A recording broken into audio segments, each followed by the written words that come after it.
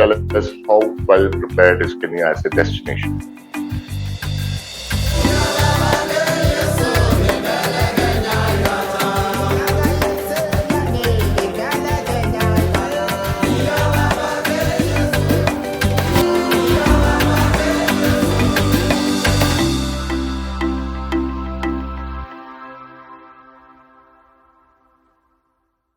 Ladies and gentlemen, welcome to yet another episode of Skull Session. All of us are locked up at home, waiting to get out there and exploring and researching new destinations. While we're doing that, we get a lot of information on each destination, and neither of us know which one is authentic and which is not. Given the scenario, we at Dope, what we did is we did our online research on the destinations that Indians are searching for, and Kenya appeared on the top. And hence, we felt the first destination that we should go after is Kenya. And we have Mr. Allan Njoroge joining us, the acting CEO of Kenya Tourism Board, to give us the insights about the destination and what exactly is happening on ground. Welcome to our show, Allan.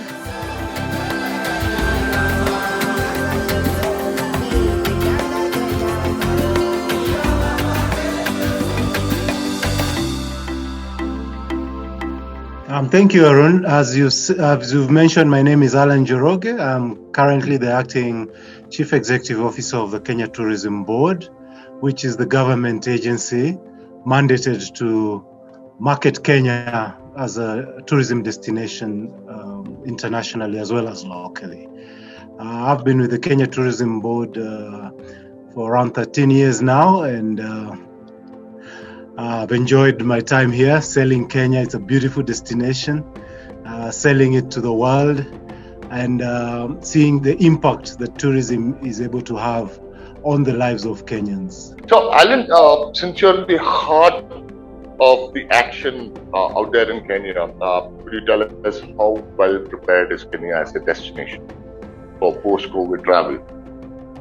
Yes, Arun, as you may be aware, COVID has definitely impacted Kenya quite severely, being that Kenya is one of the destinations that are very dependent on tourism as a foreign exchange earner. And for us, just like many other tourism destinations, the pandemic has resulted in a severe reduction in the number of visitors who are coming to our destination. And we have seen that a lot of our accommodation properties, a lot of our tour operators have had to cease operation or to pause or drastically reduce the scope of their operations. Some of them have had to lay off some staff members. And we have seen about an 80% reduction in arrivals into our country, and just about the same amount of reduction in forex earnings. So in this regard, the impact has been quite severe, but we are beginning to see signs of a recovery now that our source markets have rolled out vaccination programs, and we are beginning to see a gradual resumption of travel. And what are the safety protocols in place from a regulatory perspective, as well as the hotels and airlines? Right. Yeah, thank you. Right from the outset, from early 2020, when the COVID pandemic began to spread, our sector was quick off the blocks to put in place the necessary measures to protect visitors. So right from the airport, when visitors arrive, we've seen measures put in of temperature checks, requirements of COVID tests as well for arriving passengers. We have seen our drivers right from the airport, taxi drivers, our tour guides, putting in place measures where there's hand sanitizing on board the vehicles. We have the guides and the drivers putting on their masks. And when our guests arrive at the hotels, and including restaurants as well. We have seen quite a good raft of measures that are meant to prevent further spread of the COVID virus. And these include deep cleaning of all contact surfaces, luggage disinfection at the point of arrival. We have seen we've seen a lot of frequent testing of all hospitality workers. We have seen that the hotels have put in place mandatory wearing of masks by these workers. Guests arriving are having temperature checks on arrival. Hand washing is quite widespread at multiple points. Contact with buffet stations, for example, over meals. We are seeing a lot of a la carte meals as well now, and where we're having buffet stations, we are seeing that guests are being served rather than having to get in contact with the equipment. And check-in processes as well have been made contactless, including contactless menus and payment, cashless methods of payment are being encouraged. So we've seen all these measures were quickly rolled out, and we have seen that that has really led to containment of the pandemic within the tourism industry. Oh, that sounds impressive. Looks like Kenya is well prepared to welcome travelers. Well, Alan, what is your opinion post-COVID? How different it is going to be to travel for both from a destination's perspective as well as a traveler's perspective? Thank you, Arun. Definitely, the pandemic has changed in a very significant way how consumers will travel now and in the future, and it has also impacted how destinations will market themselves in the post-COVID era. The most obvious changes that we have seen is that the consumers will be very focused on hygiene issues relating to the health and safety protocols, just so that they are assured that the destinations they're traveling to have put in place the respective measures to ensure that they have a safe holiday abroad. The thing that we are going to see is that consumers will now prefer to travel in smaller groups as opposed to large package groups that may have been common in the past. And especially important for destinations such as Kenya, we are going to see consumers having a preference for nature and wide open spaces. So that is something that a destination such as ours will be keen to leverage on. We're going to see, and we've seen that a lot of consumers, especially at the early stages of the pandemic, were preferring to keep away from air travel as much as possible, and road trips began to take quite some significance, in terms of proximity being an issue for consumers. But as we go along, I think the confidence in resuming long haul and air travel will of course, it goes without saying that business travel is going to be affected quite a bit in the post-COVID era with reduced business trips and preference for using of technology such as video conferencing.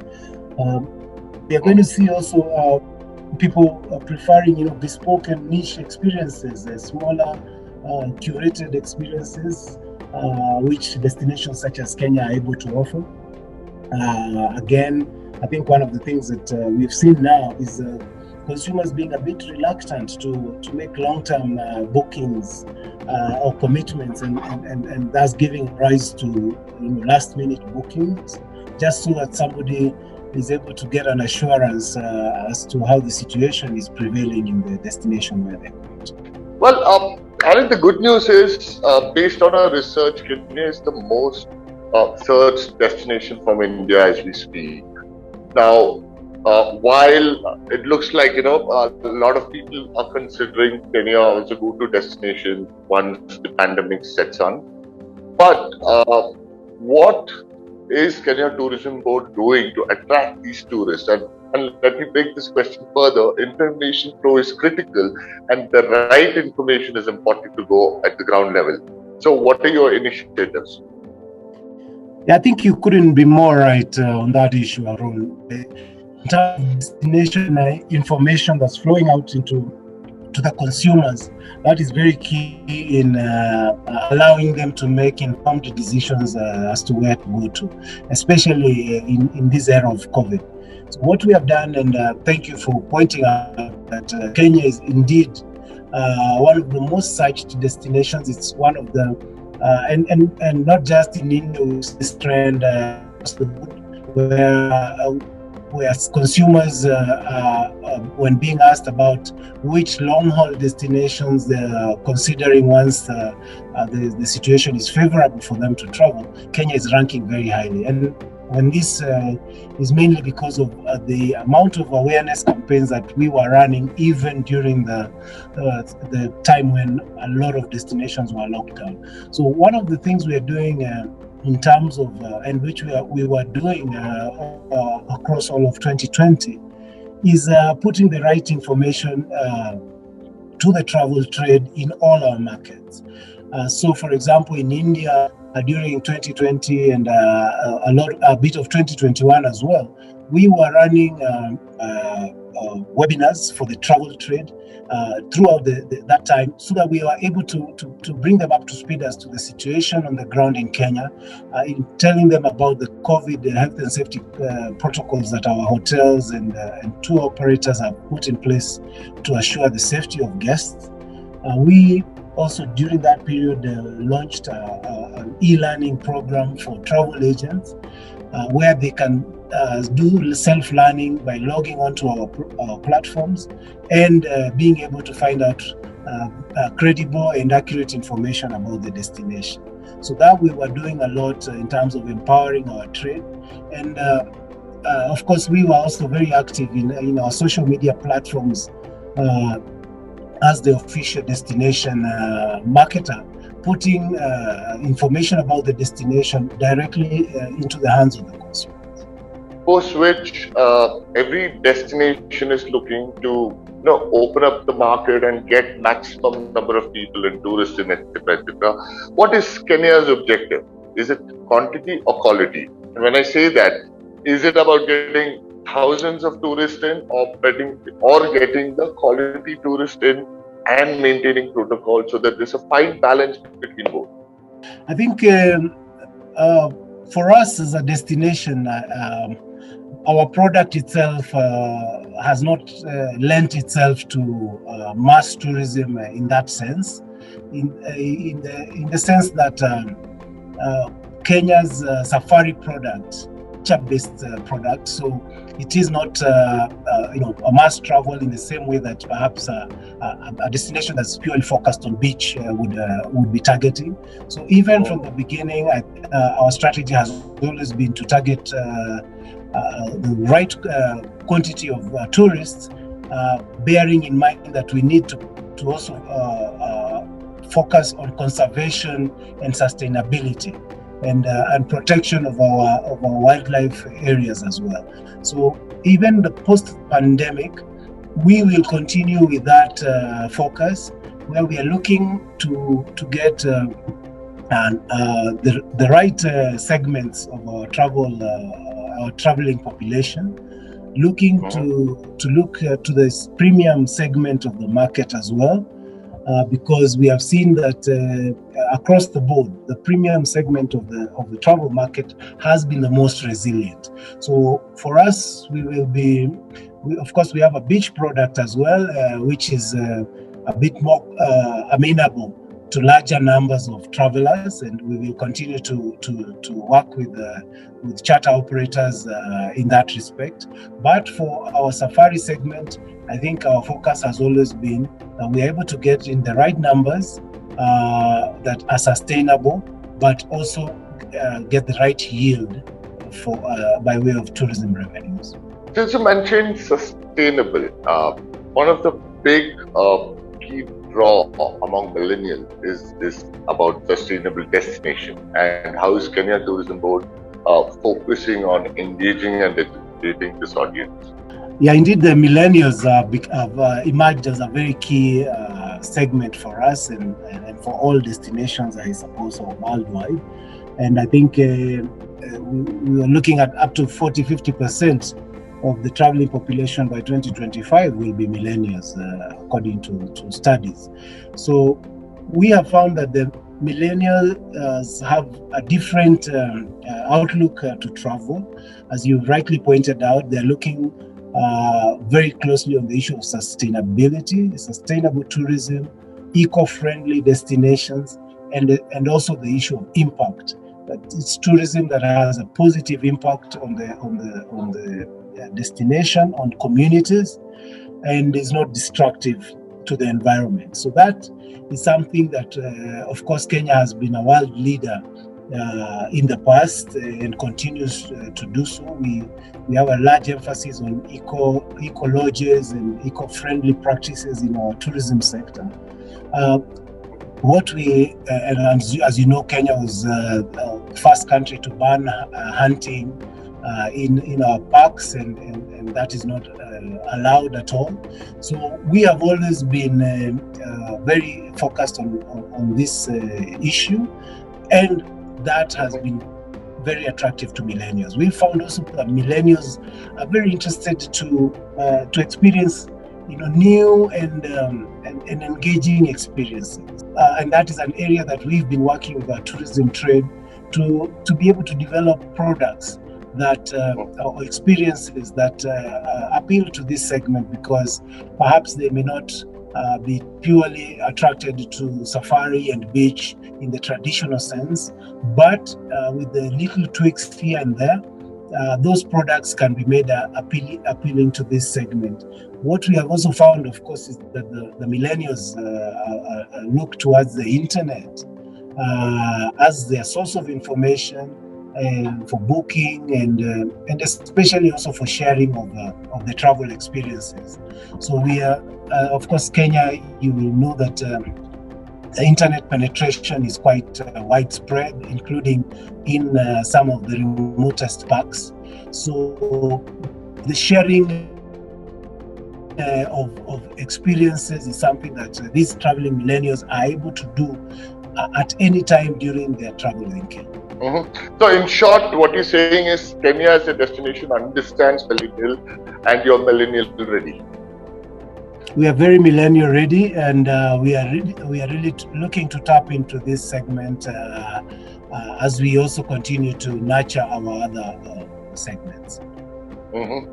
And when anyone thinks of Kenya, like you mentioned a few questions earlier, that wildlife is what comes into the consumer's mind. And from that perspective, is Kenya going to use wildlife as a revival strategy?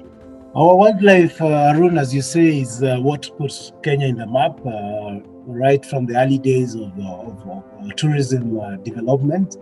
And it continues to be a mainstay of our tourism product. As I said, of course, we are building new and other niche experiences to complement this. But safari continues to constitute about 75% of our leisure travelers who are coming into the destination, with perhaps the other percentage going to beach and the other experiences.